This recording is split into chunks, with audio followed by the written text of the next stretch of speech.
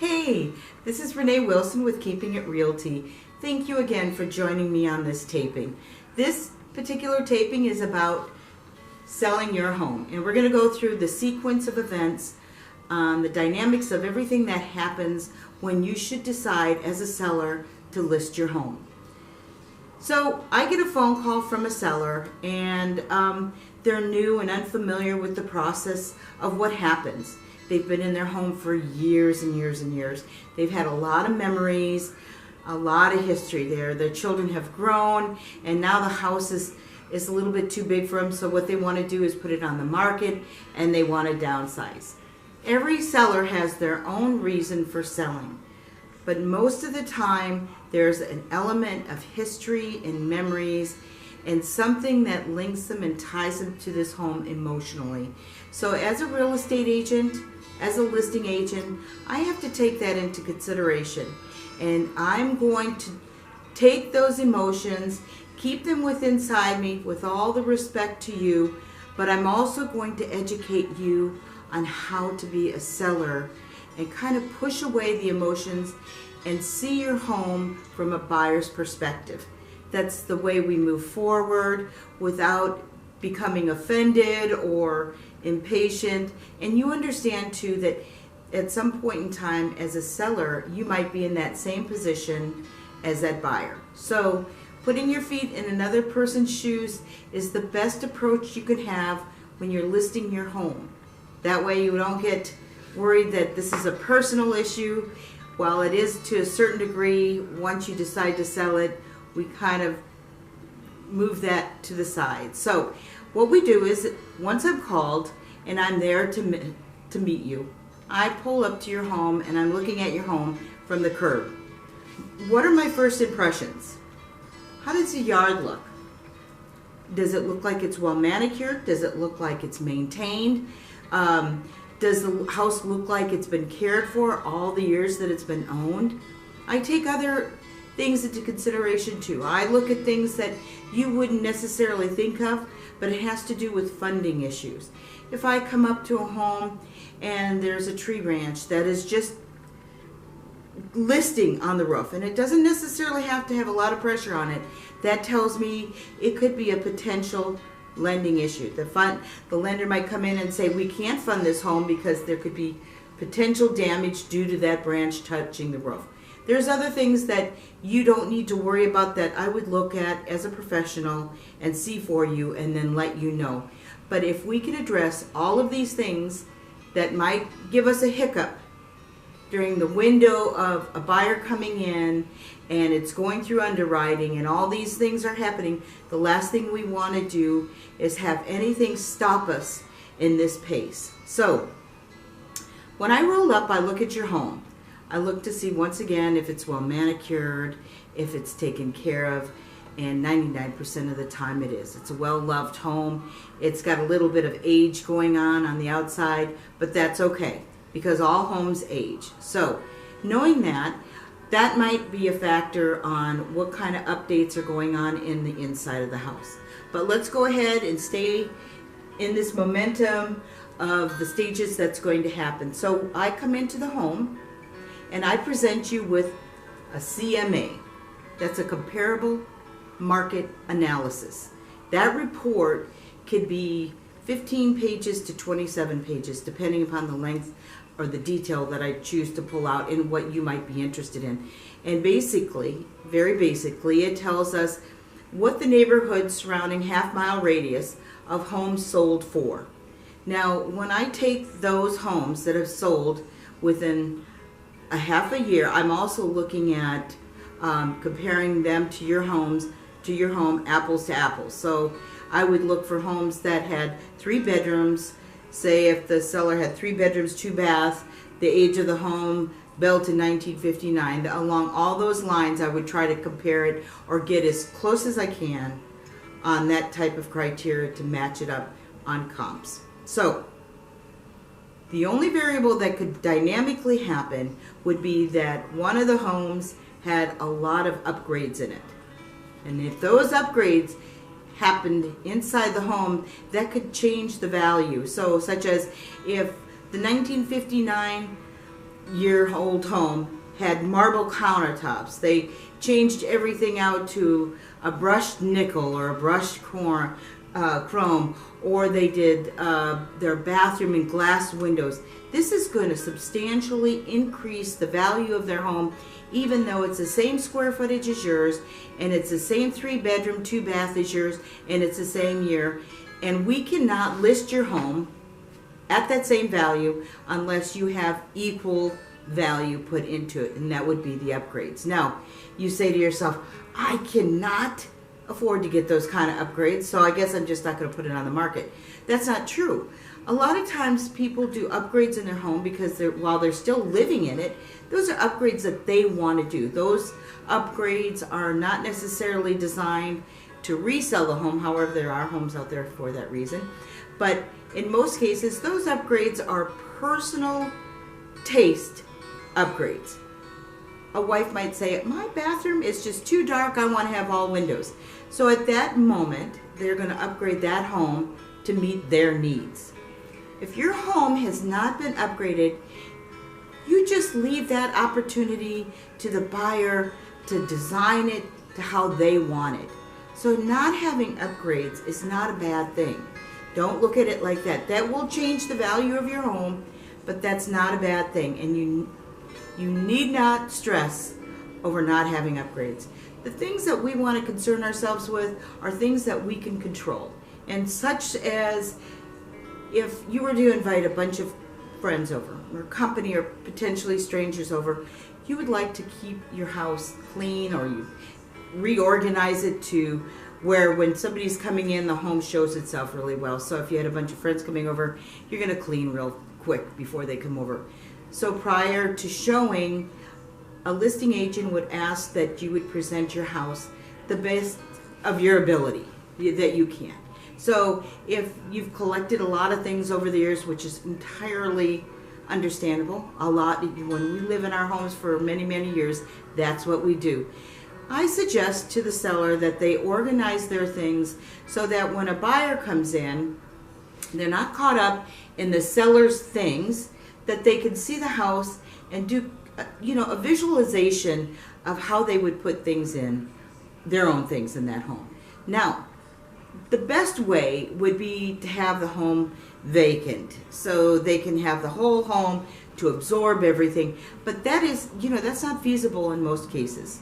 What we have in most cases is that sellers have to be in their home until they could sell it, and that's the way it is. So the easiest way to do it that way is, once again, is to make sure that everything in the home is tidy and clean and organized so that when you have potential buyers coming in, they don't get caught up in anything else. How do we market your home? How do I market that home that was an older home and this family is going to probably sell it and then buy another home and downsize? I take that to an entirely new level. When I market listings, I use special verbiage in there that will link it to many, many, many other sites. So right now I could choose to use a few words that I could get up to easily 1,900 to 1,000 websites that would tie your home in to those websites. That could be locally or that could be nationally. Buyers are coming in not just from the next city over. They're coming in from all over the United States, and a lot of times internationally. And sometimes, it doesn't happen very often, but I've had a couple of cases where the buyers are unable to make it to see the home. So they depend a lot on those images that I, as a listing agent, put in the MLS, which I always hire a professional photographer, because in those instances, your home is going to show really, really well. That buyer might be from Wyoming or Michigan, clear across the country. And all they have are those images, and they would ask, okay, if the inspection goes well, are those images accurate? Yes, and they want to see the report, everything else is good, and they could very well put an offer in, sight unseen, only based on images. So, when we market locally and nationally, we take that into consideration. Now, when I say we use keywords, the internet is based on algorithms, so you use words that actually link in to other sites. I'm not even going to go IT here. So I'm just going to say that there are words that you could use, and it'll link to different internet sources. I know for a fact up to 917, but now there's probably a lot more since that stat was taken, which was a couple of years ago. We're no longer in that day and age of where we're knocking on doors or the neighbors are talking about a home selling, or you're going to see it in the newspaper. Unfortunately, very few people read the newspaper, and we've just resorted to getting all our information on the internet, which puts us at 90% of searches for home are done on the internet. And believe me, my buyers are telling me what they saw on the internet, and I'm checking it out to verify that that is an active, legitimate listing. So these are all the different things, sources that we use for marketing your property. And while it doesn't seem like a lot, there's a tremendous amount of investment. I pay, without giving dollar amount, a substantial amount to advertise. In order for your home to get out there and to be seen clear across the nation, it has to be paid for. Nothing is free. The multiple listing service offers a lot of different things. It offers local homes. It's an immediate access for brokerages all over locally. And they could just pull up your home with the MLS number. They could find out the address. I attach your seller's disclosures, which would be another document you would be filling out of all the things that you're aware of, all the things that that home has in it, whether it's gas or electric. I attach those documents. There's a survey that you would need to purchase if you don't already have one. And by the way, if you had one that's 30 years old, in most cases, if you could still see that stamp and nothing's really changed on the actual property line, it would still work. So on that MLS, we definitely attach all those documents. But just as importantly, on that MLS, there is a showtime link, which means that anybody that decides or sees your home and they want a viewing, they have to schedule it. And that is your security, because everybody that schedules to see your home has to be assigned to an agent. They have to be present with an agent.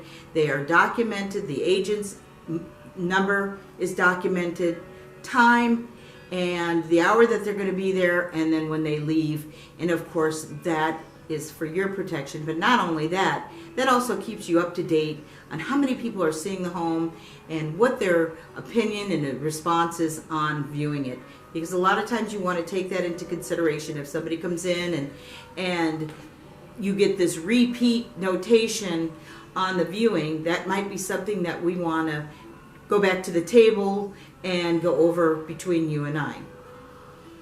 A listing agreement can take, you can sign up for 6 months to a year. If your home is not sold within that 6-month period, you have to ask yourself, what is wrong? We are in a very dynamic market right now, and things are moving fast. So if that home hasn't been sold in 6 months, there's a reason why. And in most cases, it could be overpriced. And that's exactly why it's necessary that we have a CMA report, because we could take the average of those homes that have been sold and mark yours, price yours accordingly, if it does or doesn't have the upgrades. Other than that, we have not much more input on pricing.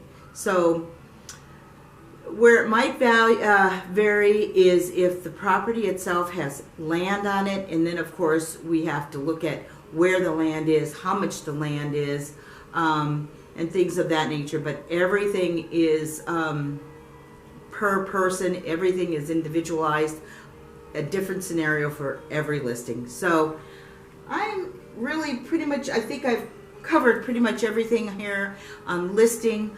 It's really important that you at least find out, if you're not interested in listing your home now, but you're seriously considering it, this CMA report generally will last a few months, half a year. Anything longer than that, we could say that the market's going to change and you'll want to have another one done. I do free reports. So if you would like to have a free report done, just file it afterwards, but then you could see what the neighborhood is selling for, what your home is valued at, and then you could base your pricing on that. And then when you are ready to sell, you have some information and knowledge of what the value of your home really is. So I can't really think of anything right now, anything additional to that, other than meeting you in person, having you come in and quiz me on the things that I would do for you. It is really, along with the buying position, it's creating a good relationship with your agent, because there's a tremendous amount of trust there. Know for a fact that a good agent is going to get you the best dollar for your home, okay? That's what it's all about. And if there's multiple offers, that's a great, great thing. So come on in. Talk to me, get a free report. Let me know ahead of time. It generally takes me a few minutes to pull one up, but if you're interested in having one done, call me at 254-217-2882, and I would look forward to meeting you and talking to you about listing your home. Have a good day. Bye-bye.